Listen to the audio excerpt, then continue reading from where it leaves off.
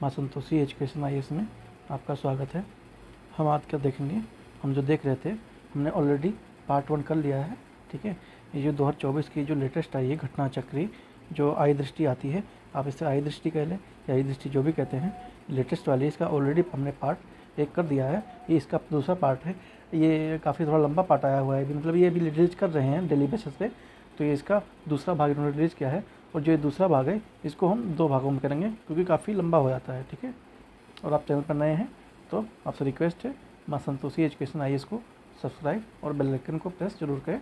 ठीक है, तो चलिए चलते बिना टाइम गवाए हुए हम अपने कंटेंट की तरफ चलते हैं।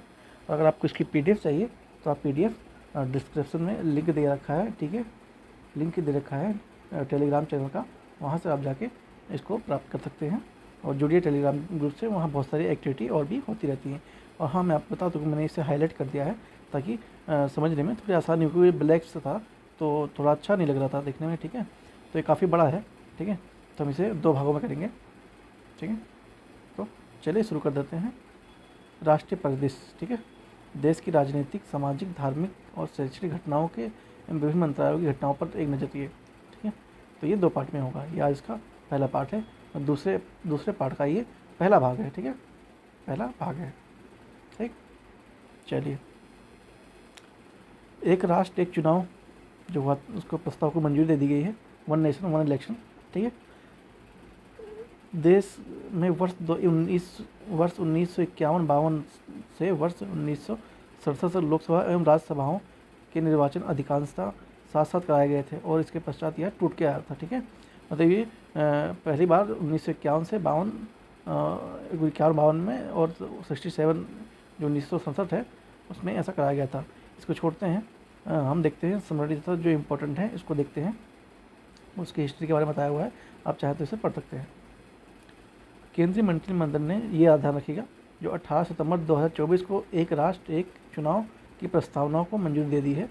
ठीक है, एक राष्ट्र एक चुनाव की प्रस्तावना को मंजूरी दे दी है। कब दे दी है? 18 सितंबर 2024 को। यह प्रस्ताव पूर्व राष्ट्रपति रामनाथ कोविंद की अध्यक्षता वाली उच्च स्तरीय समिति, जो कि 14 मार्च 2024 को सौंपी गई थी, ये अपनी रिपोर्ट को दे दिया है। ठीक है, में दिया है इन लोगों ने। इस प्रस्तावना के अनुसार देश में चुनाव 2 चरणों में कराए जाएंगे। 2 चरणों में चुनाव कराए जाएंगे इस प्रस्तावना के 1 नेशन 1 इलेक्शन के। प्रथम चरण में लोकसभा एवं सभी विधानसभाओं के चुनाव एक साथ आयोजित करेंगे और उसके दूसरे जो चरण है उसमें 100 दिनों के अंदर स्थानीय जो निकाय के चुनाव है उनको आयोजित कराने होंगे। ठीक है, समकालीन चुनाव कार्य उनको सक्षम करने के लिए संसद में 2 प्रकार के संशोधन विधेयक को प्रस्तुत का प्रस्ताव है। कौन सा देख लेते हैं। एक संवैधानिक संशोधन विधेयक होगा और दूसरा विधान केंद्र शासित प्रदेश के परिणाम संबंधी होगा ये। ठीक है, ये इतना इम्पोर्टेंट नहीं है, आप चाहें तो बाद में इसे पढ़ सकते हैं। ठीक है, चलिए हम ऊपर देखते हैं अभी क्या क्या और इम्पोर्टेंट है। जो याद रखने बात है उसमें मैंने हाईलाइट कर दिया है, अब थोड़ा उसको देख लेंगे, पढ़ लेंगे तो अच्छा होगा। बाकी मैं तो आपको क्लियर करा जाऊँ। ठीक है, 80% तो मैं आपको क्लियर करा दूँगा, बाकी जो 20% बचेगा उसे आपको पढ़ना पड़ेगा। ठीक है, जो अनुच्छेद 368 है, इस संविधान में संशोधन की शर्तों को पूरा करना होगा। ठीक है, मतलब इन शर्तों को पूरा करना होगा। क्या शर्त है? दोनों सदनों में कुल सदस्यों के आधे से अधिक सदस्यों का मतदान किया जाना अनिवार्य होगा। और दूसरे में क्या है? प्रथम शर्त के अधीन रहते हुए उपस्थित मतदान करने वाले सदस्यों की संख्या 2/3 सदस्य संशोधन के पक्ष में हो। ठीक है, 1/2 4/3, मतलब इतने % लोग उसके पक्ष में हो। ठीक, तो इस तरह से पारित होने के बाद राष्ट्रपति के हस्ताक्षर के लिए होने पर ये विधेयक बन जाएगा। ठीक है, अब कुछ देख लेते हैं, कुछ समितियाँ देख लेते हैं। 1 नेशन 1 इलेक्शन जो उच्च स्तरीय समिति, इसमें क्या है? इसमें 8 सदस्य हैं। इसका गठन 2 सितंबर 2023 को हो गया था। अध्यक्ष कौन थे? पूर्व राष्ट्रपति जो थे रामनाथ कोविंद, वो थे। सदस्य इसमें कौन कौन से हैं देख लेते हैं। केंद्रीय गृह मंत्री अमित शाह, मोटा भाई जी है। गुलाम नबी आज़ाद, वित्त आयोग के पूर्व अध्यक्ष NK सिंह, लोकसभा के पूर्व महासचिव डॉक्टर सुभाष कश्यप, और वरिष्ठ अधिवक्ता कौन है? हरीश साल्वे। संजय कठोरी जो कि पूर्व सतर्कता आयोग के अध्यक्ष थे। अर्जुन राम मेघवाल जो कि विशेष आमंत्रित सदस्य हैं। ये लोग इन कमेटी में शामिल हैं। ठीक है, सचिव कौन है? नितेश चंद्र, सचिव भारत सरकार। ये सब इतना इंपॉर्टेंट नहीं है, बाकी आप पढ़ लेंगे। ठीक है, उसके बाद आता है पीएम आशा योजना जारी रखने को मंजूरी दे दी गई है। देखते हैं क्या चीज़ है। वर्ष 2018 में केंद्रीय मंत्रिमंडल ने एक नई व्यापक योजना लॉन्च की, प्रधानमंत्री अन्नदाता आय संरक्षण अभियान, ठीक है, इसको मंजूरी प्रदान की गई। केंद्रीय बजट 2018 में किया गया घोषणा के अनुरूप योजना का उद्देश्य किसानों की उनकी उपज को लाभकारी मूल्य प्रदान करना था। स्पष्ट यह योजना किसानों को उनके फसल के लिए न्यूनतम समर्पण मूल्य MSP प्रदान करने पर आधारित था। और देख लेते हैं जो इम्पोर्टेंट तथ्य है, स्मरणीय तथ्य पे आ जाते हैं। 18 सितंबर 2024 को प्रधानमंत्री नरेंद्र मोदी की अध्यक्षता में केंद्रीय मंत्रिमंडल पीएम आशा के अंतर्गत शामिल योजनाओं को जारी रखने हेतु स्वीकृति प्रदान की गई है। 15वां वित्त आयोग है, उनके कार्यकाल के दौरान 2025 से 26 तक लगभग 35,000 करोड़ रुपए का व्यय होगा, मतलब इतना उनका बजट है, ठीक है। इसके अंदर क्या क्या कंपोनेंट्स आते हैं देख लेते हैं। पीएम आशा के अंतर्गत मूल्य समर्थन योजना, मूल्य स्थितीकरण योजना, मूल्य घाटा भुगतान योजना और बाजार हस्तक्षेप योजना।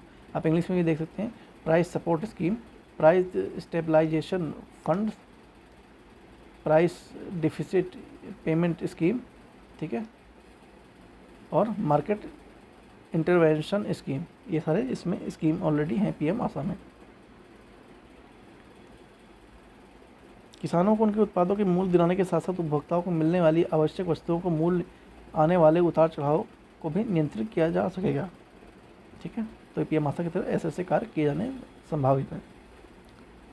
प्रधानमंत्री उन्नत ग्राम योजना को देख लेते हैं। ये 2024-25 में वित्त मंत्री निर्मला सीतारमण ने जनजाति जो ट्राइबल कम्युनिटी है उनके सामाजिक आर्थिक स्थिति को सुधार करने के लिए प्रधानमंत्री जनजाति उन्नत ग्राम अभियान को प्रारंभ करने की घोषणा की है, ठीक है। इसके तहत क्या होगा कि सभी जनजाति परिवारों को पूर्ण कवरेज सुनिश्चित किया जाएगा और इसमें 63,000 गाँव शामिल हैं, जिसमें 5 करोड़ जनजाति लोगों को लाभ मिलेगा, ठीक है। जो प्रधानमंत्री ट्राइबल कम्युनिटी जनसमुदाय जो के सुधार के लिए, आर्थिक सुधार के लिए ये स्कीम लाई गई है, प्रधानमंत्री जनजाति उन्नत ग्राम अभियान। इसमें 63,000 गाँव होंगे, जिसमें 5 करोड़ जनजाति लोग शामिल होंगे, उनको लाभ मिलेगा। इसका इम्पोर्टेंट क्या है, स्मरणीय तथ्य की देख लेते हैं। 18 सितंबर 2024 को प्रधानमंत्री नरेंद्र मोदी की अध्यक्षता में केंद्रीय मंत्रिमंडल ने प्रधानमंत्री जनजाति उन्नत ग्राम विकास को मंजूरी दी थी। तो आपको याद क्या रखना है, स्पेशल आपको ये याद रखना कि कब दी मंजूरी, ठीक है। स्पेशल आपको ये याद रखना है कि ये मंजूरी कब दी गई है। यही क्वेश्चन पूछ लेगा कि जो प्रधानमंत्री जनजाति योजना है वो जनजाति समुदाय योजना है कब शुरू की गई थी, कब शुरू किया, 18 सितंबर 2024 को, ठीक है। ऐसी क्वेश्चन आता है। इस अभियान हेतु कुल व्यय कितना हुआ, 79,156 करोड़ रुपए निर्धारित किया गया है, ठीक है। इसमें सेंट्रल का हिस्सा इतना होगा 56,333 करोड़ और जो राज्य हैं उनका हिस्सा 22,823 करोड़ रुपए होगा। मतलब केंद्र सरकार और राज्य सरकार मिलकर इस योजना का कार्यान्वयन करेंगे, ठीक है। इस अभियान में 30 राज्यों केंद्र शासित प्रदेशों में जनजाति बहुलता के गाँवों वाले 549 जिले हैं और 2,740 ब्लॉक इसमें शामिल हैं, ठीक है। तो गांव कितने हैं, 549 गांव हैं और जो ब्लॉक कितने हैं, 2740 ब्लॉक इसमें शामिल है। इस अभियान के अंतर्गत 25 कार्यक्रम शामिल किए गए हैं, जिनमें 17 मंत्रालयों द्वारा कार्यान्वित किया जाएगा। केंद्रीय पर्यटन मंत्रालय के माध्यम से स्वदेश दर्शन के अंतर्गत 1000 गृह प्रवासों को बढ़ाया जाएगा। इसका उद्देश्य जनजातीय पर्यटक क्षमता को दोहन करना तथा जनजातीय समुदायों को वैकल्पिक आजीविका प्रदान करना है इसका उद्देश्य, ठीक है। देख लेते हैं क्या है। 2011 की जनगणना के अनुसार भारत में अनुसूचित जनजाति की जनसंख्या 10.45 करोड़ है, ठीक है। ये मतलब 2011 की जनगणना के अनुसार मतलब 10.25 करोड़ के लगभग आसपास में है, 10.5 करोड़ के आसपास। देश भर में लगभग 750 से अधिक जनजातीय समुदाय हैं, ठीक है। उसके बाद देखते हैं क्या है। बायो राइट योजना को मंजूरी दे दी गई है। बायो राइट क्या है एक बार देख लेते हैं। ग्लोबल बायो इंडिया जैव प्रौद्योगिकी से संबंधित हितधारकों का एक विशाल अंतर्राज्यीय सम्मेलन हुआ है, ठीक है। और इसमें जैव प्रौद्योगिकी अनुसंधान सहायता परिषद जो है उसका द्वारा ये किया गया है। जैव प्रौद्योगिकी विभाग अधीन सार्वजनिक क्षेत्र है। ग्लोबल बायो इंडेक्स 2024 में ये चौथा संस्करण इसका आयोजित 12 से 14 सितंबर को 2024 में जो कि नई दिल्ली में किया गया। याद करने योग्य क्या तथ्य इसमें है देख लेते हैं एक बार।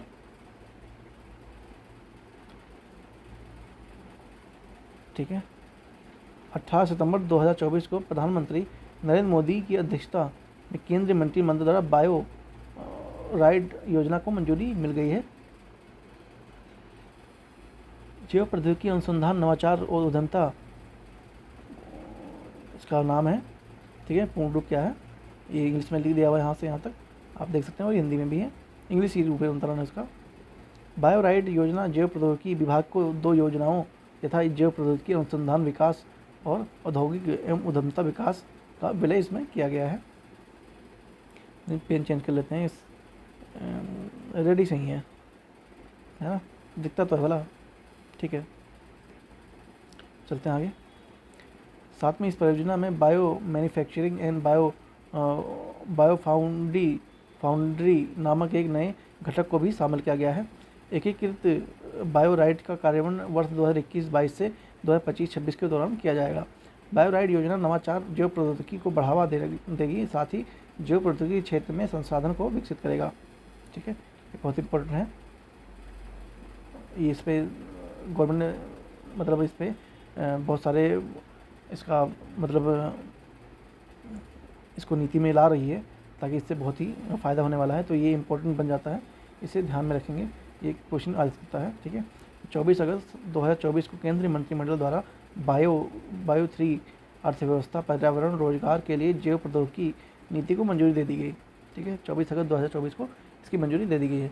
Bio E3 biotechnology for economic environment and employment इसका फुल फॉर्म है। नीति का उच्च प्रदर्शन वाले जैव निर्माण को बढ़ावा देना है, ठीक है। कुछ और देख लेते हैं। 6 व्यापक फोकस इसमें क्षेत्र में दिया गया है। जैव आधारित एवं रसायन एंजाइम, कार्यात्मक खाद्य, स्मार्ट प्रोटीन, सटीक बायोथेरेप्यूटिक्स, जलवायु की लचीली कृषि और कार्बन फैक्चरिंग इसका उपयोग, भविष्यवादी समुद्र एवं अंतरिक्ष अनुसंधान के लिए ये 6 घटक इसमें डाले गए हैं, जिस पर फोकस किया जाएगा, ठीक है। इसके जो bio AI hub bio foundry की स्थापना के माध्यम से प्रौद्योगिकी विकास एवं व्यवसायीकरण तेजी में लाने के लिए ये भी निर्धारित किया जाएगा। उसके बाद आते हैं नमो भारत रैपिड रेल का उद्घाटन कहाँ किया गया। ये मेक इन इंडिया के तहत किया गया है। यह एक भारत की पहली स्वदेशी semi high speed Vande Bharat train express को लॉन्च किया गया है, जो कि 15 फरवरी 2019 को पहली वंदे भारत एक्सप्रेस ट्रेन नई दिल्ली से कानपुर के लिए बनारसी मार्ग पर रवाना किया गया था, ठीक है। और इसकी अधिकतम गति कितनी है, 160 किलोमीटर प्रति घंटा के रफ्तार से ये चल सकती है। 1 सितंबर 2024 को रेल मंत्री अश्विनी वैष्णव ने BEML लिमिटेड के बेंगलुरु रेल परिसर में भारत की पहली वंदे भारत स्लीपर ट्रेन को रवाना किया था। इसमें BEML लिमिटेड द्वारा स्वदेशी रूप से डिजाइन निर्मित किया गया था, ठीक है। स्मरणीय तथ्य क्या है उसको ध्यान देख लेते हैं, वही में स्मरणीय तथ्य इंपॉर्टेंट होता है एक्चुअली में, ठीक है। 16 सितंबर 2024 को प्रधानमंत्री नरेंद्र मोदी ने गुजरात में भारत की पहली वंदे भारत ट्रेन का उद्घाटन किया। इस ट्रेन में संचालक गुजरात से अहमदाबाद एवं भुज के मध्य किया जाएगा। आधिकारिक रूप से इस ट्रेन का पुनर्नामकरण नमो भारत रैपिडो रेल के रूप में किया गया, ठीक है। इसका नाम नमो रैपिडो रेल के रूप में किया गया। नमो भारत रैपिडो रेल पारंपरिक मेट्रो प्रणालियों से काफ़ी भिन्न है। शहरी मेट्रो ट्रेन आमतौर पर एक शहर की सीमा के अंतर्गत ही संचालित होती हैं, जबकि जो नमो भारत रैपिड रेल को अंतर शहर कनेक्टिविटी प्रदान करने के लिए डिज़ाइन किया गया है। मतलब जो और भी जो रैपिडो ट्रेन होती हैं या मतलब मेट्रो होती हैं, वो एक सिटी के अंदर, जैसा आप दिल्ली मुंबई में देखे होंगे, तो कुछ जगह पे मतलब जो ट्रेनें चलती हैं वो एक पर्टिकुलर एरिया के लिए ही चलती हैं। तो इस तरह जो नमो भारत रैपिडो रेल है, ये ऐसा बनाया जा रहा है कि ये इंटर सिटी कनेक्टिविटी हो, मतलब एक स्टेट से दूसरे स्टेट ये जा सकें। यह ट्रेन शहरी केंद्र के आसपास को जोड़ेगी, ठीक है। अब देख लेते हैं मिशन मौसम। 11 सितंबर 2024 को प्रधानमंत्री नरेंद्र मोदी की अध्यक्षता में केंद्रीय मंत्रिमंडल ने मिशन मौसम को स्वीकृति प्रदान कर दी है।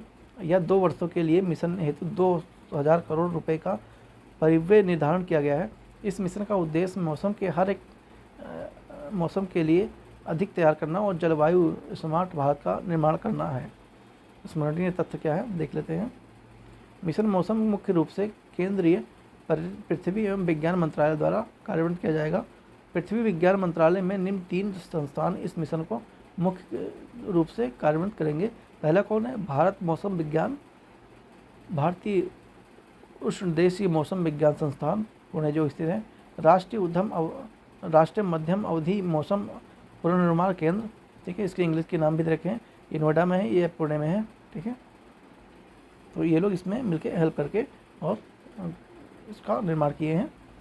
मौसम परिकल्पना बहुआयामी और अंतर परिवहन पहल की गई है, जो कि भारत मौसम जलवायु संबंधी विज्ञान अनुसंधान और सेवाओं को अभूतपूर्व बढ़ावा देगी। मिशन में उच्च परिशुद्धता के मौसम की भविष्यवाणी करने के लिए एक नया मानक स्थापित किया गया है, ठीक है, जो कि आर्टिफिशियल इंटेलिजेंट है, ठीक है, जो कि हाई परफॉर्मेंस कंप्यूटिंग सिस्टम है, इसका प्रयोग इसमें किया जाएगा। मौसम के चरम घटनाओं और जलवायु परिवर्तन के प्रभावों से निपटने के लिए नागरिकों को अन्य हितधारकों की मदद करेगा, ठीक है। तो इसमें जो इंपॉर्टेंट चीज़ है वह याद रहेंगे, ध्यान देंगे, बाकी आप पढ़ने को ही खुद पढ़ लीजिएगा, PDF आपको टेलीग्राम पे मिल जाएगी इसकी। स्वच्छ सर्वेक्षण वायु 2024 क्या है देखते हैं इसमें। 2019 में पर्यावरण एवं वन जलवायु परिवर्तन मंत्रालय द्वारा राष्ट्रीय स्वच्छ वायु कार्यक्रम को लॉन्च किया गया था, ठीक है। इसमें क्या था, अगले 5 वर्षों 2024 तक पार्टिकुलर मैटर को PM10 एवं PM2.5 के स्तरों को 20 से 30% कमी करने के लिए इस लक्ष्य निर्धारित किया गया था, ठीक है। वायु गुणवत्ता के सुधार के अनुसार 130 शहरों को लक्षित किया गया था। स्वच्छ वायु सर्वेक्षण केंद्रीय पर्यावरण मंत्री जलवायु परिवर्तन मंत्री ने एक नई पहल की है, जिसका उद्देश्य वायु गुणवत्ता के आधार पर 130 एनकेप शहरों की रैंकिंग तैयार करना है, ठीक है। तो इसमें ऐसा है, इसमें 130 शहर कौन से हैं देख लेते हैं। निम्न 3 श्रेणियों में विभाजित किया गया था। पहला शहर कौन सा था? श्रेणी 1 में 47 शहर थे और जनसंख्या इसमें 10 लाख से अधिक थी। श्रेणी 2 में 43 शहर थे, 3 से 10 लाख तक की जनसंख्या यहाँ पर थी। और जो श्रेणी 3 है इसमें 40 शहरों की बात की गई थी और इसमें जो 3 लाख से कम जनसंख्या वाले ये राज्य थे, शहर थे। 3 शहरों को केंद्रीय पर्यावरण मंत्री द्वारा प्रणीत किया गया, ठीक है। देख लेते हैं समरी तथ्य क्या है। 7 सितंबर 2024 को जयपुर में नीले आकाश के लिए एक स्वच्छ वायु अंतर्राष्ट्रीय दिवस के अवसर पर स्वच्छ वायु सर्वेक्षण 2024 के परिणामों की घोषणा की गई, ठीक है। इसमें जलवायु परिवर्तन मंत्री भूपेंद्र यादव और राजस्थान के मुख्यमंत्री भजन लाल शर्मा को स्वच्छ वायु सर्वेक्षण ऑर्डर से सम्मानित भी किया गया, ठीक है। एक बार इसको देख लेते हैं, ठीक है। वैसे आप इसको देख सकते हैं, लेकिन एक बार मैं थोड़ा जल्दी में पढ़ देता हूँ, ठीक है। श्रेणी 1 में कौन कौन से शहर थे? सूरत था, जबलपुर था और आगरा था। तो ये राज्य में गुजरात, मतलब ये कौन से स्टेट में पड़ता है ये शहर, ठीक है। ये पढ़ने की जरूरत नहीं है, ठीक है। बाकी श्रेणी 2 में फिरोजाबाद, अमरावती, झांसी था। और श्रेणी 3 में कौन था? रायबरेली, नलगोंडा और नालागढ़, ठीक है। ये अलग अलग स्टेट के हैं। अब हम देखेंगे इस चीज़ पे। स्वच्छ वायु सर्वेक्षण उत्तर प्रदेश की स्थिति क्या है। श्रेणी 1 में ये इतने सारे शहर आ रहे हैं, ठीक है। आगरा, लखनऊ, कानपुर, बनारसी, गाजियाबाद, प्रयागराज, मेरठ और फिरोजाबाद। ये श्रेणी 2 में फिरोजाबाद, झांसी, गोरखपुर, नोएडा, मुरादाबाद, बरेली आते हैं। और जो श्रेणी 3 में है इसमें रायबरेली, अनपरा, खुर्जा और गजरौला आते हैं, ठीक है। तो ये उत्तर प्रदेश की कुछ स्थिति, ठीक है। इस पर रैंक किसके प्राप्त हुआ देख सकते हैं। नंबर 1 पे कौन है? फिरोजाबाद है, ठीक है। ये श्रेणी 2 की बात हो रही है, तो ये इतना इम्पोर्टेंट है नहीं, बाकी आप चाहें तो देख सकते हैं। चलिए आगे चलते हैं। स्वच्छ भारत मिशन को नेचर की मान्यता दी गई है। 2 अक्टूबर 2014 को प्रधानमंत्री नरेंद्र मोदी ने लॉन्च किया था स्वच्छ भारत मिशन, ठीक है। सार्वभौमिक स्वच्छता कवरेज प्राप्त करने की दिशा में यह एक आदर्श बदलाव का प्रतिनिधित्व करता था। विश्व के सबसे बड़े राष्ट्रीय व्यवहार परिवर्तन स्वच्छता कार्यक्रमों में से यह एक मिशन देश भर में घरेलू शौचालय उपलब्ध कराने के माध्यम से देश में खुले शौच मुक्त ओपन ये ODF जो है करने पर केंद्रित है। यह अद्वितीय कार्यक्रम अब देश में संपूर्ण स्वच्छता सुनिश्चित करने के लिए रूपांतरित हो गया है, ठीक है। तो वो चीज़ ध्यान में रखेंगे। स्मरणीय तथ्य क्या इसमें है, देख लेते हैं। 2 सितंबर 2024 को विश्व की अग्रणी बहुला विज्ञान जर्नल नेचर में एक लेख लिखा हुआ था। ठीक है, कौन सा लेख था देखते हैं ऊपर। इस लेख में क्या था, स्वच्छ भारत मिशन के अंतर्गत शौचालयों का निर्माण और भारत में शिशु मृत्यु दर, ये लेख लिखा गया था। इस लेख के तहत नेचर द्वारा संचालित एक अध्ययन परिणामों में प्रकाशित किए गए थे। ठीक है, नेचर द्वारा स्वच्छ भारत मिशन में भारत के नवजात शिशु मृत्यु एक 5 वर्ष से कम आयु के बच्चों की मृत्यु दर के मध्य संबंध की जांच करने के उद्देश्य से एक प्रायोगिक अध्ययन संचालित किया गया था। ठीक है, तो चीज़ ध्यान में रखेंगे।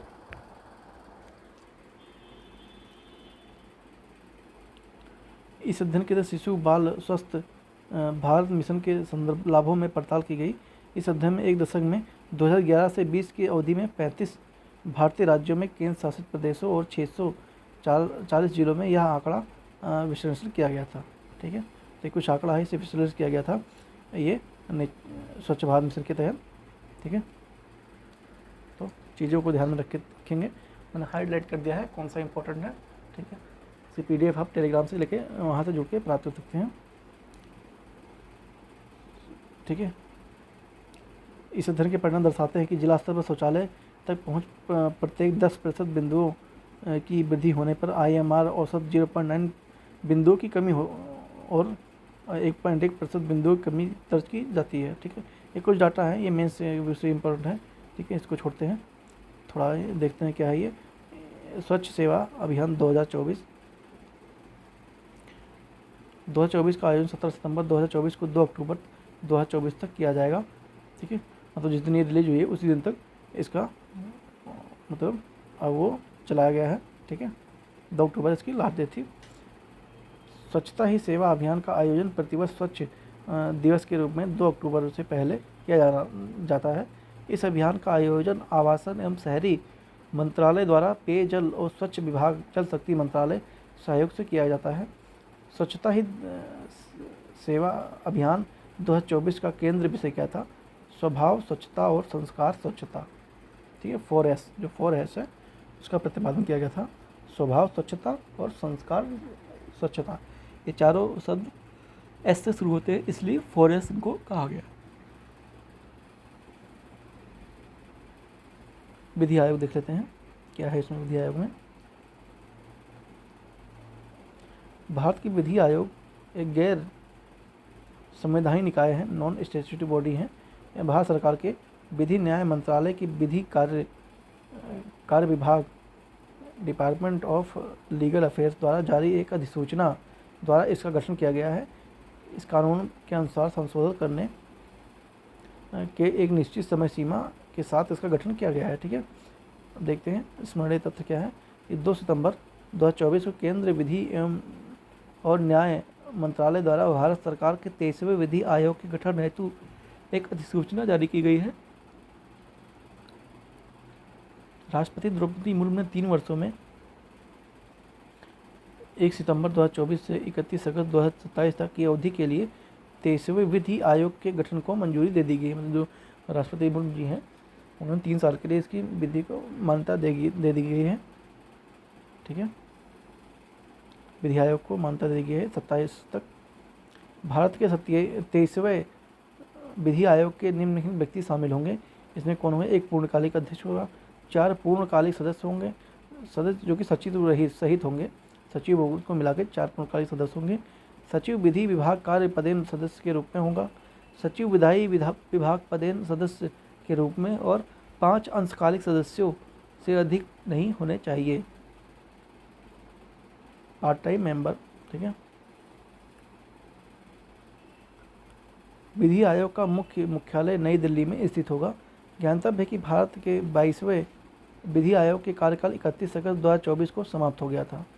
ठीक है, और न्यायमूर्ति सेनावृत ऋतुराज अवस्थी 22वें विधि आयोग के अध्यक्ष बने। ठीक है दोस्तों, तो नए विधि आयोग के अध्यक्ष कौन बने, तो राज अवस्थी बन चुके हैं। उसके बाद आता है डिजिटल कृषि मिशन। ठीक है, केंद्रीय बजट में 2023-24 में कृषि के लिए डिजिटल सार्वजनिक अवसंरचना के निर्माण की ये अनाउंसमेंट की गई थी, ठीक है। तत्पश्चात जो उसके बाद केंद्रीय बजट आया 2024-25 में, जो वित्त मंत्री निर्मला सीतारमण जी हैं, उनके द्वारा अनाउंसमेंट की गई थी कि केंद्र सरकार राज्यों की साझेदारी के अगले 3 वर्षों में कृषि डिजिटल सार्वजनिक अवसंरचना लागू करेगा, ठीक है। और इसके तहत किसानों और उनकी भूमि को कवर किया जाएगा। इस वित्त वर्ष में जो का उपयोग करते हुए 400 जिलों के खरीफ का डिजिटल फसल सर्वेक्षण किया जाएगा, जिसमें 6 करोड़ किसानों को उनकी भूमि के विवरण के साथ रजिस्टर करना होगा, ठीक है। मतलब क्या मतलब है कि जैसे कि जो भूमि है, जो मतलब फसलें हैं, फसलों के साथ उनके जो मालिक हैं, जो किसान हैं, उनको भी अपडेट किया जाए, ताकि पता लगे डेटा, मतलब किसका कितना क्या मतलब उत्पादन से बहुत सारे चीज़ों का पता लगाने में आसानी होगी सरकार को, ठीक है। तो ये डिजिटल कृषि मिशन इसी के तहत है कि सबको डिजिटली मतलब ऑनलाइन अपडेट करना, हर तरह के तथ्य से लेकर और कुछ जो स्मरणीय तथ्य है उनको देख लेते हैं। 2 सितंबर 2024 को केंद्र सरकार द्वारा डिजिटल कृषि मिशन को मंजूरी प्रदान कर दी गई। इसमें मतलब कि कुल परिव्यय कितना, मतलब कुल टोटल इसमें कितना लगा, 2,817 करोड़ रुपए निर्धारित किए गए, जिसमें केंद्र सरकार का हिस्सा 1940 करोड़ रहेगा और बाकी स्टेट गवर्नमेंट का रहेगा।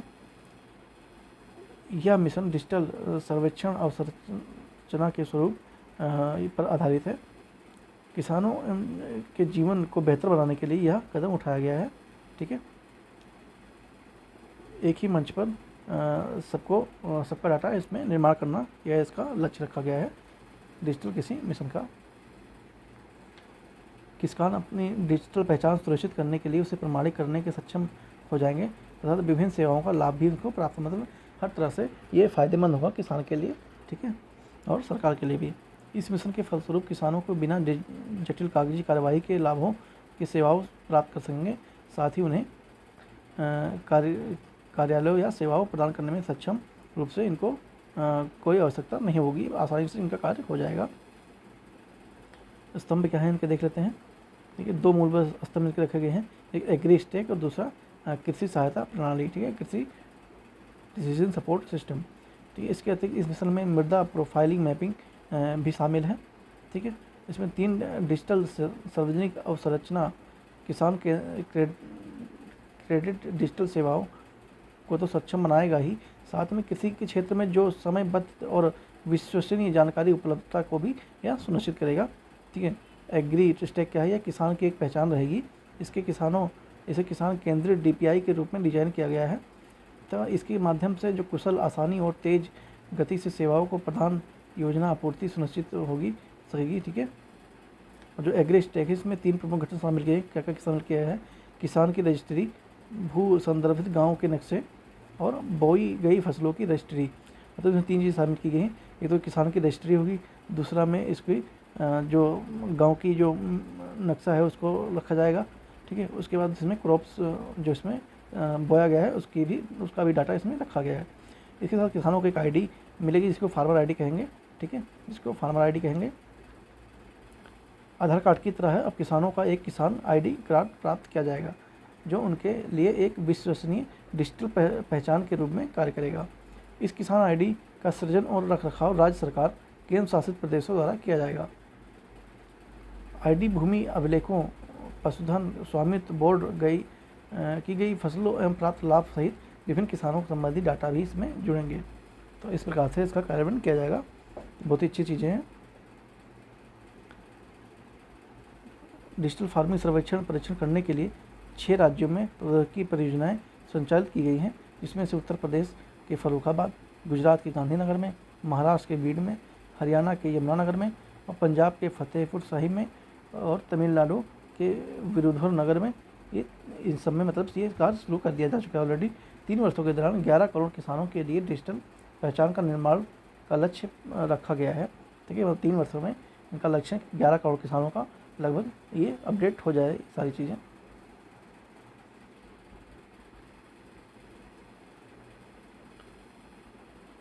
वित्त वर्ष 2024 में 6 करोड़ और 25-26 में 3 करोड़ और वर्ष 27 में 2 करोड़ किसानों को किसान ID निर्माण किया जाएगा, ये इनका एक टारगेट है, ठीक है, अनुमानी टारगेट है कि ऐसा हम करने में सक्षम हो जाएंगे।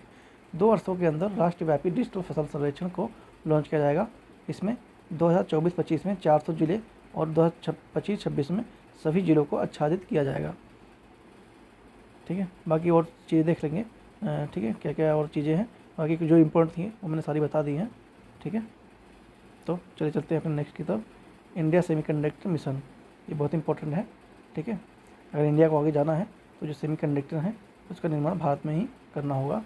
ये ऐसा एक मतलब विचारों का कहना है, विचार को जो है उनको कहना है।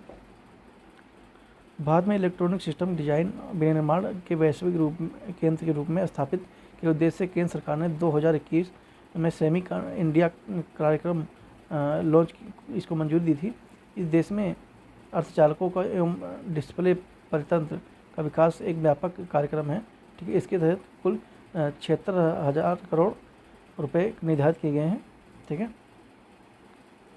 इंडिया सेमीकंडक्टर मिशन की स्थापना की गई है। इस मिशन में नेतृत्व अर्धचालक डिस्प्ले उद्योग क्षेत्र से जुड़े वैश्विक विशेष कर रहे या मिशन डिजिटल कॉरपोरेट के अंतर्गत एक विशेष स्वतंत्र व्यापक डिवीज़न या रहेगा।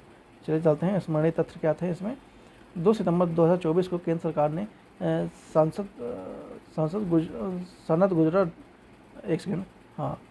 सनत गुजरात में एक अर्धचालक इकाई की स्थापना को मंजूरी भी प्रदान कर दी गई है। यह अर्धचालक इकाई कायन सेमीकॉन प्राइवेट लिमिटेड द्वारा यह स्थापित किया गया है। इसमें 33 करोड़ रुपए के निवेश को स्थापित किया जाएगा। उत्पादन क्षमता इसकी 60 लाख चिप्स प्रतिदिन होगी। ठीक है, ये चिप्स वो चिप्स नहीं है जो आप खाते हैं लेस वगैरह, ये दूसरी चिप हैं। ठीक है, जो हमारे फ़ोन या टैबलेट या और भी अन्य उपकरण में लगता है, डिजिटल जो है चिप्स। औद्योगिक, ऑटोमेटिव, इलेक्ट्रॉनिक वाहन, उपभोक्ता, इलेक्ट्रॉनिक, दूरसंचार, मोबाइल, ये देखिए जो मैंने बताया वो ये सब लिखा हुआ है यहाँ पर। जून 2023 में केंद्र सरकार ने संयुक्त गुजरात में ही एक अर्धचालक इकाई की स्थापना हेतु माइक्रोन टेक्नोलॉजी इंक प्रस्तावित को भी मंजूरी दे दी गई है। एक कोई टेक्नोलॉजी है, मंजूरी दी गई है माइक्रो टेक्नोलॉजी। 29 फरवरी 2024 को देश में 3 अर्धचालक इकाइयों की स्थापना को मंजूरी दे दी गई है। कौन कौन सा? धोलेरा, जो कि गुजरात के में सेमीकंडक्टर फैन है। ठीक है, धोलेरा गुजरात के में सेमीकंडक्टर फैब्रिकेशन प्लांट है। ठीक है, ये आप पढ़ लेंगे। बाकी और जो भी चीज़ें इसमें लिखी हैं उसके बारे में लिखा है वहाँ। ये 500 chip warfare standard per month ये यहाँ निर्माण हो सकता है। यह भारत की पहली AI समर्थित सेमीकंडक्टर फैब है। दूसरा कहाँ पे किया गया? दूसरा ये असम में किया गया है।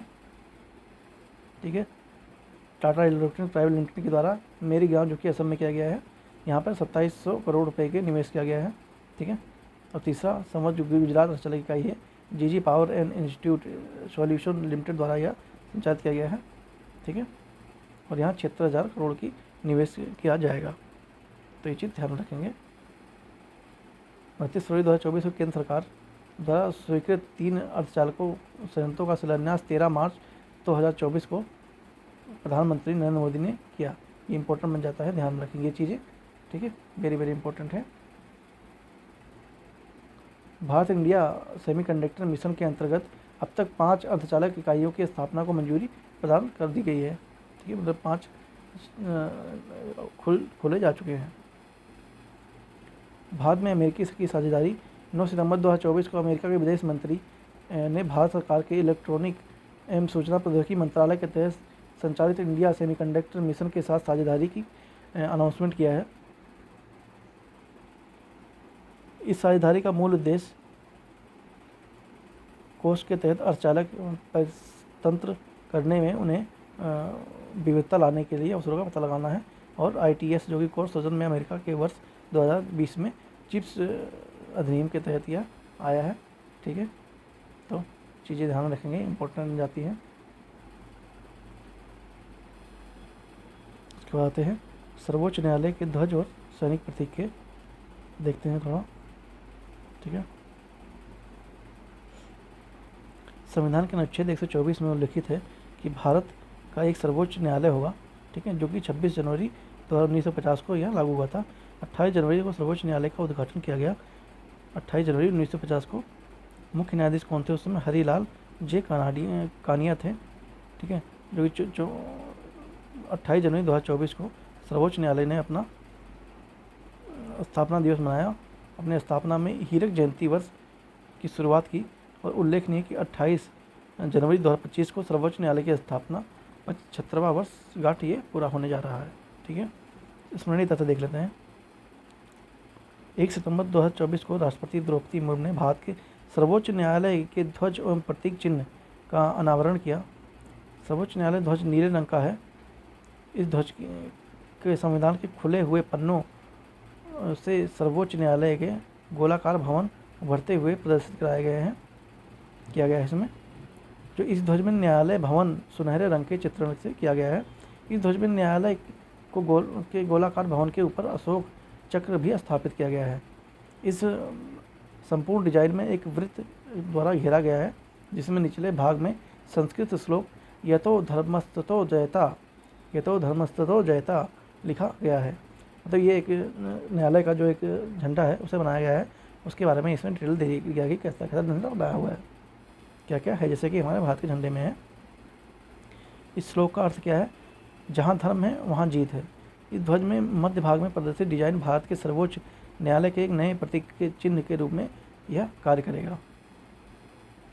सर्वोच्च न्यायालय के 75वें वर्ष जिसका सिक्का एवं स्मारक डाक टिकट जारी किया गया, ठीक है। 75 वर्ष हो चुके हैं सर्वोच्च न्यायालय को, तो इसमें सिक्का और एक स्मारक डाक टिकट जारी किया गया है। 31 अगस्त से 1 सितंबर 2024 सर्वोच्च न्यायालय द्वारा राष्ट्रीय जिला न्यायपालिका सम्मेलन का आयोजन भारत मंडपम नई दिल्ली में किया गया। इस सम्मेलन का उद्घाटन प्रधानमंत्री नरेंद्र मोदी द्वारा किया गया, ठीक है। 75 वर्ष के उपलक्ष्य में एक सिक्का एवं स्मारक डाक टिकट जारी किया गया प्रधानमंत्री के द्वारा। बढ़वत एवं पतन का शिलान्यास देखते हैं क्या है ये। वर्तमान में 12 महापतन हैं, जो पोर्ट्स हैं, जहाज आती हैं, वो उसके बारे में बात करता है, ठीक है। तो जो केंद्र सरकार के स्वामित्व के अधीन है, ठीक है, इन पोर्ट्स में प्राधिकरण 2021 के प्रावधानों द्वारा शामिल किया गया है, ठीक है। स्मरणीय तथ्य देख लेते हैं, ये हमारे काम का नहीं है, बाकी आप पढ़ सकते हैं, आपको पढ़ना है तो ऐसी बात नहीं है, ठीक है। 30 अगस्त 2024 को प्रधानमंत्री नरेंद्र मोदी पढ़वल वधवन पोर्ट का शिलान्यास किया। यह पोर्ट महाराष्ट्र के पालघर जिले में स्थित है, डहाणू नगर निकट के में स्थित है। ये पालघर वही का है जहाँ पे एक साधु को मतलब मार के भीम ने हत्या कर दी थी। ये वही वाला ये पालघर है, जो अभी 1 साल पहले 1.5 साल पहले नीच चर्चा में बना हुआ था। काफ़ी सुर्खियाँ बटोरी है पालघर ने। ज्ञातव्य है कि प्रधानमंत्री नरेंद्र मोदी की अध्यक्षता में केंद्रीय मंत्रिमंडल ने 19 जून को इस पोर्ट की स्थापना को स्वीकृति प्रदान कर दी है। भूमि अधिग्रहण सहित इस परियोजना में कुल 76,220 करोड़ रुपए की लागत का खर्चा होने वाला है। इस परियोजना में बाड़वत पोर्ट प्रोजेक्ट लिमिटेड द्वारा किया जाएगा, ठीक है। VPL JNPA Jawaharlal Nehru port authority और महाराष्ट्र मैरीटाइम बोर्ड द्वारा गठित एक विशेष परियोजना जिसमें उसकी हिस्सेदारी क्रमशः 74% और 26% है, ये भी इसमें योगदान देंगे, ठीक है। बढ़वा जो पोर्ट है वह हर मौसम के लिए उपयुक्त ग्रीनफील्ड डीप ड्राफ्ट पोर्ट का रूप में यह कार्य करेगा, विकास किया जाएगा इसका। सबसे बड़े और गहरे जल वाले पोर्ट में यह एक होगा, मतलब इसमें शामिल होगा। ये निर्माण पूरा होने के पश्चात यह पोर्ट विश्व के 10 पोर्ट में से एक होगा। जो विश्व में 10 पोर्ट है ये उनमें शामिल हो जाएगा, जो बड़े बड़े पोर्ट हैं, ठीक है। बाकी ये सब आप लोग पढ़ सकते हैं, PDF आपको मिल जाएगी, ठीक है। देख लेते हैं 12 जो पोर्ट हैं वो कौन कौन से हैं। श्याम सुंदर मुखर्जी पत्तन कोलकाता में है, हल्दिया सहित में। पारादीप जो पोर्ट है वो उड़ीसा में है। विशाखापट्टनम पोर्ट आंध्र प्रदेश में है। कामराजन पोर्ट ये तमिलनाडु में है। चेन्नई पोर्ट ये तमिलनाडु में ही है। VO चिदम्बरम पोर्ट ये तुतुकुडी जो कि तमिलनाडु में ही है। दीनदयाल पतन ये गुजरात में है। मुंबई पतन ये महाराष्ट्र में है। जवाहर नेहरू पोर्ट ये महाराष्ट्र में है। मूरगांव पोर्ट ये भी गोवा में है। और नवमंगलूर पोर्ट ये कर्नाटक में है। और जो कोचीन पोर्ट है वो कोची में केरल में है। तो इस प्रकार से 12 ये पोर्ट है, ये बन जाएगा, तो ये भी 10 में शामिल हो जाएगा। ठीक है। कंटेनर पोर्ट परफॉर्मेंस इंडेक्स 2023 ये 4 जून 2024 को CPPI ने जारी किया था। ठीक है। Container port performance and index ने इसे जारी किया, इसे शॉर्ट फॉर्म है CPPI। यह सूचकांक का चौथा संस्करण था। ये विश्व बैंक और SP ग्लोब मार्केट इंटेलिजेंस द्वारा इसे किया गया था। किसी पतन में व्यक्ति के किए गए समय के मापन को यह मापता है। इसमें आधार कौन कौन से हैं उसके द्वारा है। 2023 में पूर्वी एवं दक्षिणी एशियाई पोर्टों में उत्कृष्ट प्रदर्शन किया था। शीर्ष 20 स्थानों में से 13 स्थानों पर इसी क्षेत्र के पोर्ट शामिल हैं। लगातार दूसरे वर्ष चीन का यांगसांग पतन जो पोर्ट है वह प्रथम स्थान पर रहा। पहली बार विश्व के शीर्ष 100 पोर्ट की सूची में भारत के 9 पोर्टों को शामिल किया गया। वर्ष 2023 में विश्व में शीर्ष 20 पोर्ट की सूची विशाखापट्टनम 19वें स्थान को में शामिल किया गया। वर्ष 2022 में सूचकांक का पोर्ट यहाँ 115वें स्थान पर था। तो ये कुछ दे रखा है पोर्ट के नाम। ठीक है, देख सकते हैं आप लोग यहाँ से। ठीक है, एक बार बोल देता हूँ, सही रहेगा आपको। इनकी रैंकिंग क्या है? 19 विशाखापट्टनम पोर्ट है जो कि आंध्र प्रदेश में है। जो 27 रैंक है जो मुद्रापट्टनम है ये गुजरात में है। और 41वें रैंक पे कौन सा था? पीपाओ जो पोर्ट है वो गुजरात में है। कामराजन पोर्ट ये भी 47वें नंबर पे था जो कि तमिलनाडु में स्थित है। कोचीन पोर्ट जो कि केरल में स्थित है, इसकी रैंक 63वीं थी। जो हजीरा पोर्ट है इसकी रैंक 68वीं थी, ये गुजरात में है। और कृष्णपट्टनम पोर्ट जो कि आंध्र प्रदेश में है इसकी रैंक थी 71। चेन्नई पोर्ट जो कि तमिलनाडु में है इसकी रैंक थी 80। और जो कि जवाहर नेहरू पोर्ट है ये महाराष्ट्र में है, इसकी रैंक क्या थी? इसकी रैंक थी 96। ठीक है, तो सबसे अच्छी रैंक किसकी आई? विशाखापट्टनम पोर्ट की जो कि आंध्र प्रदेश में है। ये चीज़ ध्यान में रखेंगे टॉप 100 में। ठीक है, चीज़ों को ध्यान रखते हुए चलेंगे। 12 नए औद्योगिक शहरों को मंजूरी मिल गई है। ठीक है, 12 जो नए शहर औद्योगिक शहर हैं उनको मंजूरी दे दी गई है। ठीक है, राष्ट्रीय औद्योगिक गलियारा विकास कार्यक्रम इसका नाम रखा गया है।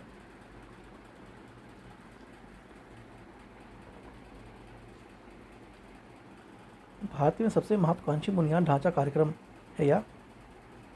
इसका लक्ष्य है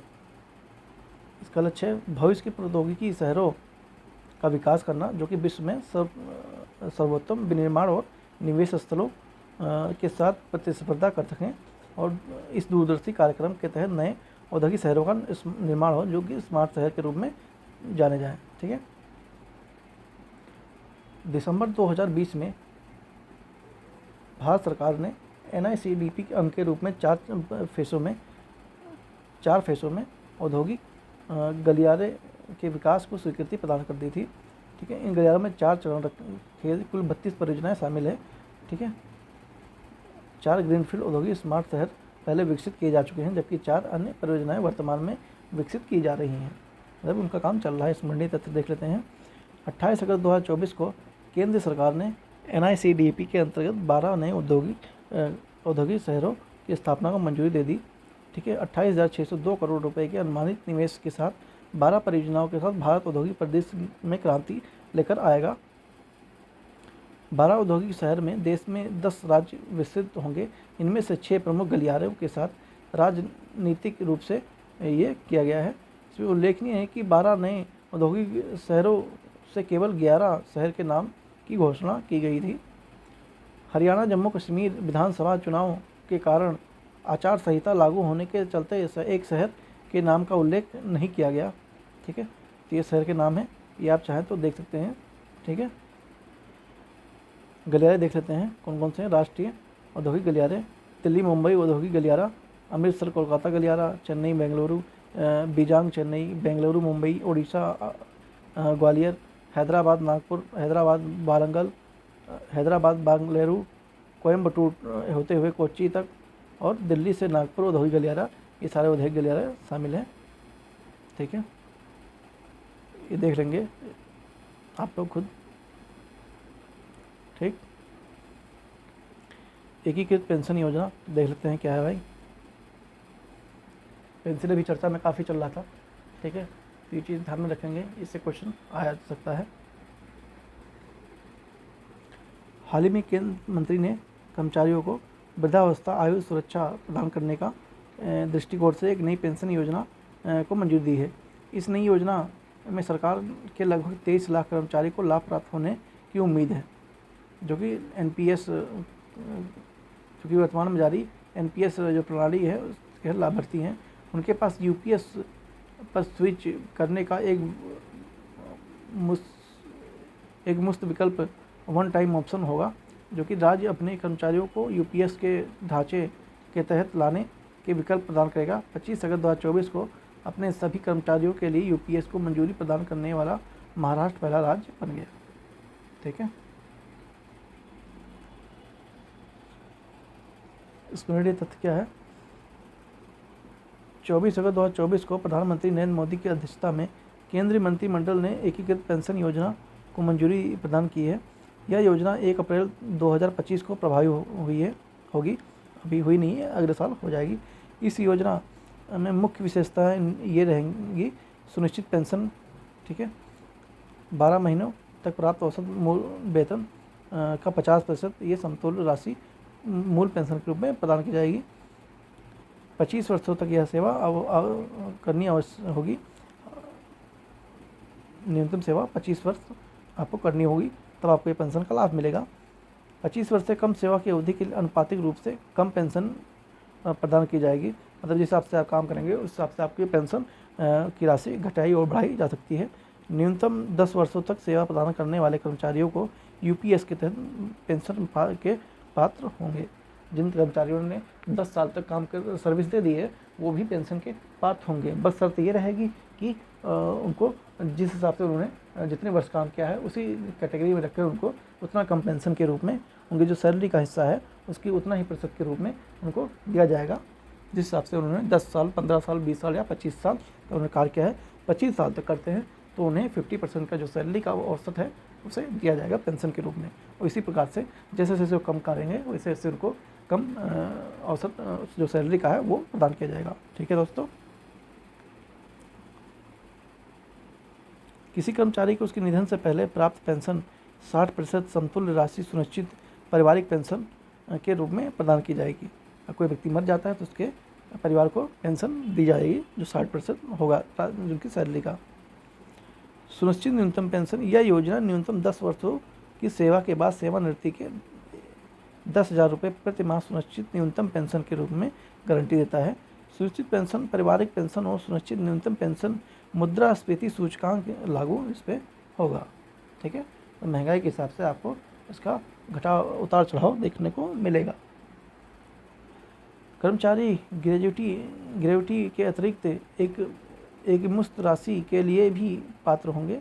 यूपीएस कार्यान्वयन के लिए कर्मचारी का योगदान वेतन मूल वेतन प्लस महंगाई भत्ता का 10% रहेगा, जबकि केंद्र सरकार का योगदान 18.5% रहेगा, ठीक है। हाँ, थोड़ा सा ये और बचा है, वैसे इतना हमारा इंपॉर्टेंट है लेकिन जानने के लिए ज़रूरी है। आप लोग पढ़ने कर आप लोग ही अधिकारी बनेंगे तो आपको इस चीज़ों से जानकारी करना जरूर आवश्यक है। एनपीएस वात्सल अवयस्कों बच्चों के लिए नई पेंशन योजना केंद्रीय वित्त मंत्री निर्मला सीतारमण द्वारा केंद्रीय बजट 2024-25 में लाया गया है। यह एक पेंशन वात्सल की घोषणा की गई है। यह अंशदान आधारित पेंशन योजना है, ठीक है।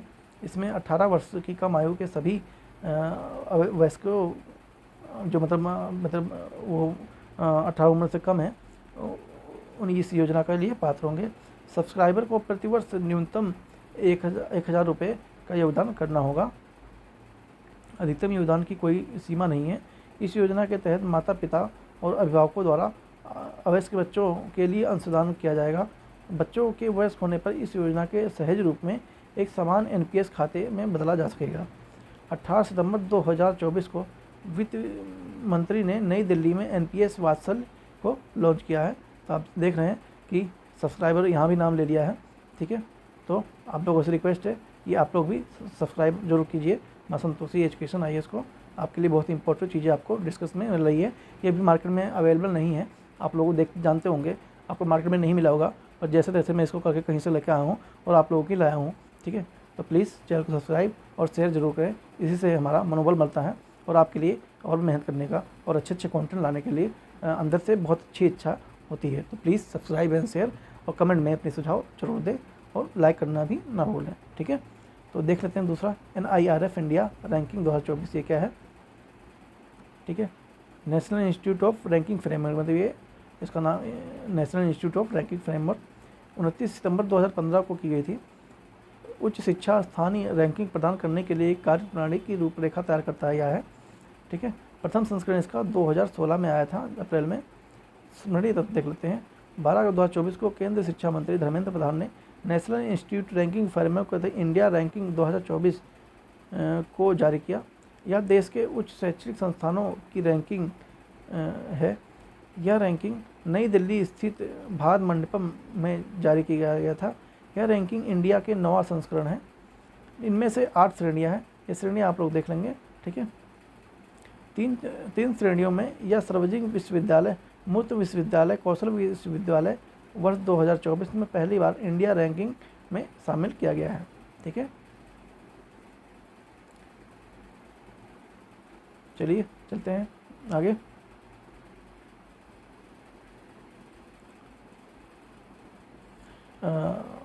उल्लेखनीय है कि इंडिया रैंकिंग के तहत 8 निम्नलिखित विषयों के अंतर्गत संस्थानों की रैंकिंग प्रदान की गई है।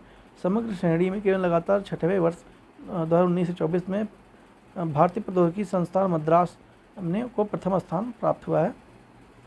अभियांत्रिकी विकास के समय IIT मद्रास को लगातार 9वें वर्ष 2016 से 24 में प्रथम स्थान प्राप्त हुआ है। विश्वविद्यालय की श्रेणी में विज्ञान एवं संस्थान बेंगलुरु को लगातार 9वां स्थान प्राप्त हुआ है।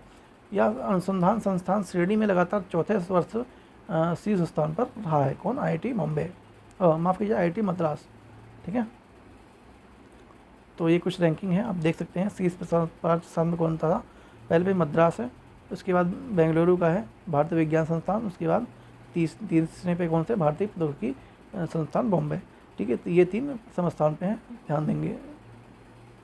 इंडिया रैंकिंग 2024 में उत्तर प्रदेश के संस्थानों की श्रेणी कौन कौन सी है, आप देख सकते हैं कौन कौन से हैं। इनका स्कोर ये है, शहर ये हैं और संस्थान कौन से? IIT कानपुर नंबर 5 पे है, ठीक है, कानपुर है। हिंदू बनारस विश्वविद्यालय वाराणसी, अलीगढ़ मुस्लिम विश्वविद्यालय अलीगढ़ में है, IIT बनारस में है, MIT यूनिवर्सिटी गौतम बुद्ध नगर में है, बाबा साहेब अम्बेडकर लखनऊ, और जो किंग जॉर्ज मेडिकल यूनिवर्सिटी है ये भी लखनऊ में है। शिव नाडर विश्वविद्यालय कहाँ पर है? तो ये गौतम बुद्ध नगर में है, ठीक है।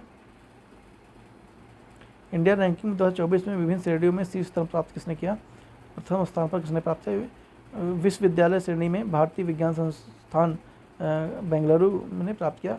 कॉलेज श्रेणी में हिंदू कॉलेज जो कि दिल्ली यूनिवर्सिटी का है। अनुसंधान संस्थान श्रेणी में भारतीय वैज्ञानिक संस्थान जो कि बेंगलुरु का है। नवाचार श्रेणी में IIT बॉम्बे है। मुक्त विद्यालय की श्रेणी में Indira Gandhi national open university है, ठीक है। तो ये सब को रैंक प्राप्त हुए हैं, ठीक। कौशल विश्वविद्यालय श्रेणी में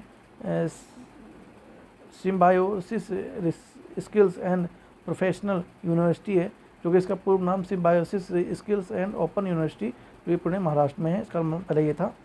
उसके बाद क्या है? राज्य सार्वजनिक विश्वविद्यालय की श्रेणी में अन्ना विश्वविद्यालय जो कि चेन्नई तमिलनाडु में है, ठीक है।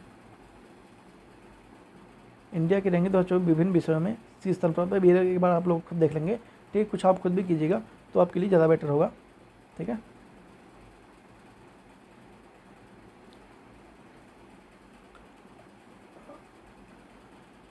उत्तराखंड सकल पर्यावरण उत्पाद सूचकांक, एक काम करते हैं, इसको हम कंप्लीट कर लेते हैं, ठीक है। उसके बाद हम नेक्स्ट वीडियो में रखेंगे, ठीक है।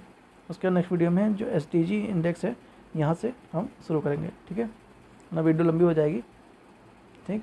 और आप लोग बोलेगा कितना लंबा है, कैसे देखें, तो इसलिए ये 2 पार्ट में कर रहा हूँ। ये इसका भाग 2, मतलब ये दूसरे पार्ट का भाग 1 है, इसका भाग 2 इसी पे अपलोड हो जाएगा, ठीक है। और ये जो आई दृष्टि की तरफ से रिलीज़ किया हुआ है, ये दूसरा पार्ट है, ठीक है। तो ध्यान रखेंगे। सकल घरेलू उत्पाद ग्रॉस इन्वायरमेंटल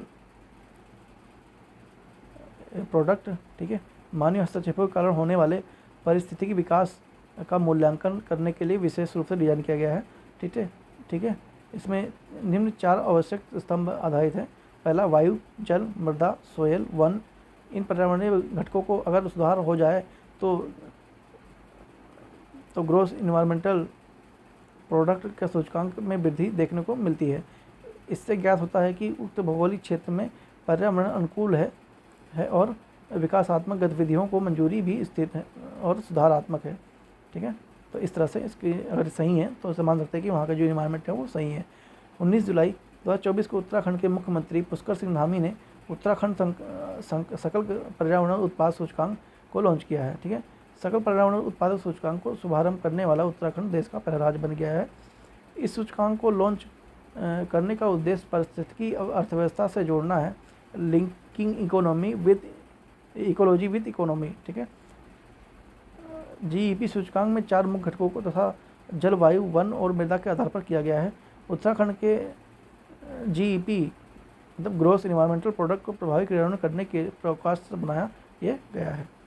ठीक है, जीईपी सूचकांक यह निर्धारित करेगा कि राज्य के विकास परक योजनाओं के साथ साथ जल, मृदा, वायु, वन में क्या परिवर्तन आए हैं। इस सूचकांक के परिणामों में विशेषण से भविष्य में पर्यावरण संरक्षण के क्षेत्र में निर्धारित करने में ये मदद मिलेगी। ठीक है, तो हमने ये कंप्लीट कर लिया है। ठीक है, इसका एक वीडियो और आएगा, उसमें आपका ये जो बचा हुआ पार्ट है, ठीक है, ये 28 हमने कर लिया है। ठीक है, 28 ये हमने हो गया है और अभी देखते हैं कितना पेजेस हैं। तो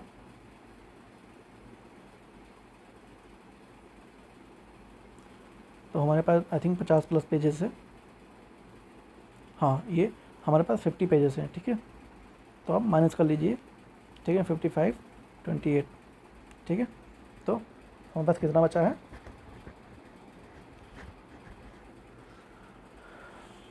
आप देख लीजिए।